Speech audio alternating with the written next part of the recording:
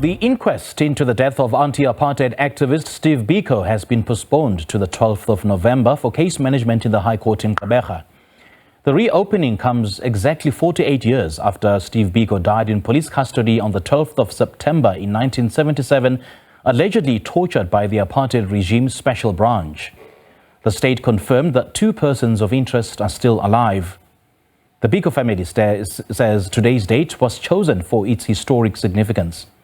Meanwhile, the inquest into the 1993 killing of 5 children by the Defence Force has also been postponed to the 30th of October in Mthatha. The NPA says the inquests are part of ongoing efforts to address past atrocities and bring closure to families. Joining us virtually is Nelvis Qekema, the president of Azanian People's Organization, AZAPO. Mr. Qekema, very good afternoon to you. Thanks for joining us. Welcome. Good afternoon, Simpiwe. Now, today, as I've mentioned, marks exactly 48 years since Steve Biko's death. How do you personally and politically process the fact that we're still waiting for accountability nearly half a century later? Well, as AZAPO, we cautiously welcome this reopening of the Biko inquest. But we must say that as AZAPO, we're worried about the whole thing.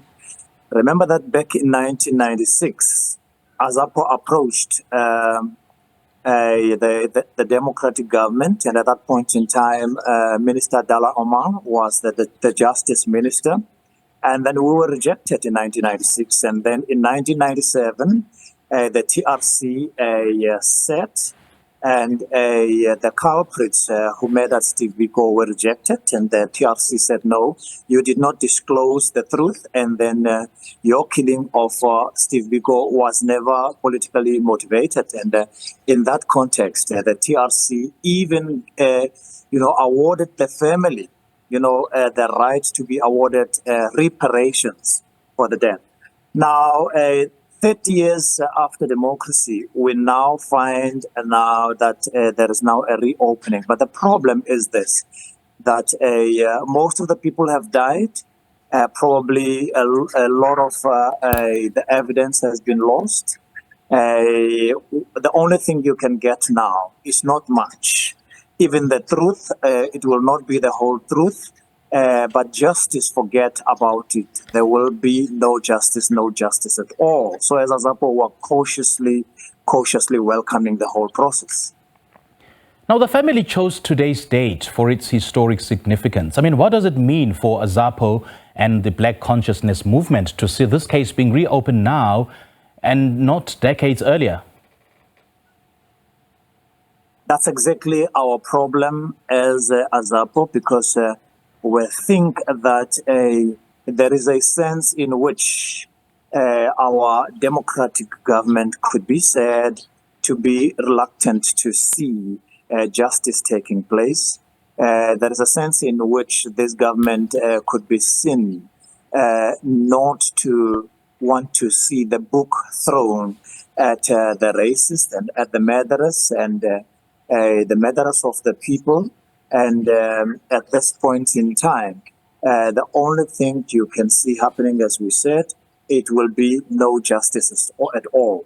But even so, AZAPO will not stop or reject the process, but we welcome it. Like we are saying, we're very cautious about it, and particularly because it coincides with the fact that there is also now talk about national dialogue, where the government is going back to the people after 30 years and saying, look, we are at a loss about what we are doing. We don't know how to govern. We don't know how to do things. Can we go back to you and say, please advise us how to govern?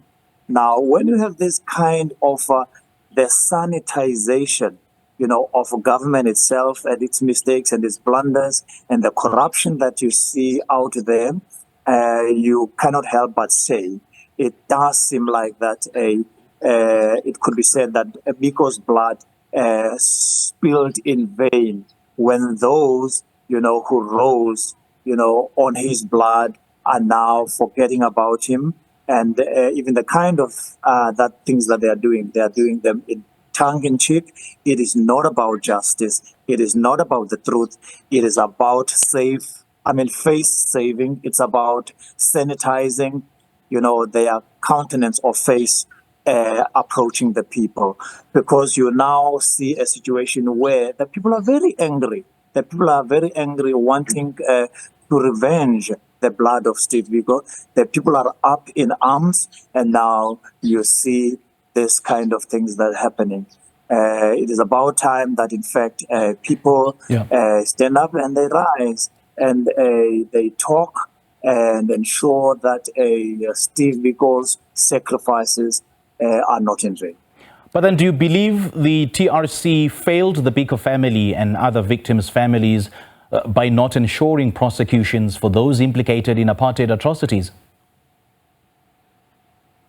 No, to start with, you must recall, Simpiwe, that the TRC was never meant to achieve justice.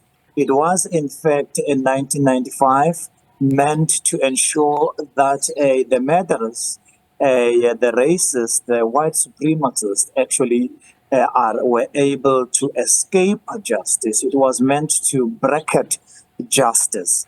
And that is why you can say that the TRC would not have done much than it was meant to do, which was that it really meant to sweep everything under the floor.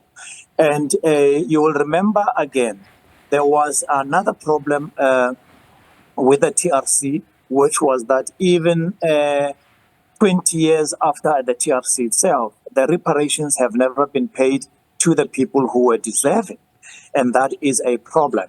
And then there are talks about revelations, in fact, about the government not wanting to throw the book at the murderers of the people, not wanting to throw the book at the racists themselves. So it is that you find that... Now, we're out of time, unfortunately, but the state did confirm that 2 persons of interest are still alive. So what would justice look like for AZAPO if these individuals are found culpable? I mean, prison sentences, public confessions, perhaps, or even symbolic accountability?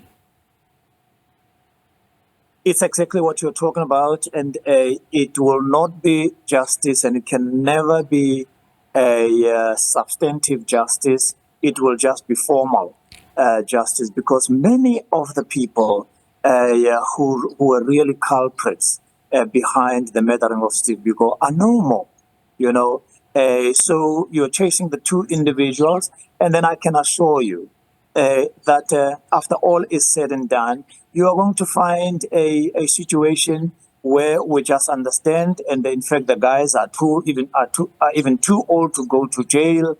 There must be mercy and all those type of things, and you cannot be retributive about it. You must understand, at least they've said what that they will say. Remember also, Simpiwe, what they will say is not something we don't know. People behave as though we don't know what happened. We know what happened. We know who killed Steve Biko. We know where they killed him. We know that they brain damaged him, and that during that interview on the 6th of September 1977. And then we also know how he suffered. We know how he could not speak. We know how he wetted him in the cell. We know how they drove him naked from Gqeberha to Tshwane. We know all those things. What we know also is that somebody refused or protected the murderers. That we know. And that's the situation that we are facing right now. There is nothing new that we are going to be told. Mr. Qekema, lovely chatting to you. Thank you so much for joining us.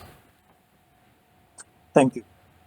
Many thanks to Nelvis Qekema, the president of AZAPO, for sharing those insights. I mean, 48 years after Steve Biko's death in police custody, the search for justice continues, with the inquest now set for November. And for so many South Africans, of course, these delayed cases are not just about the past, but about affirming the principle that truth and accountability are essential for national healing.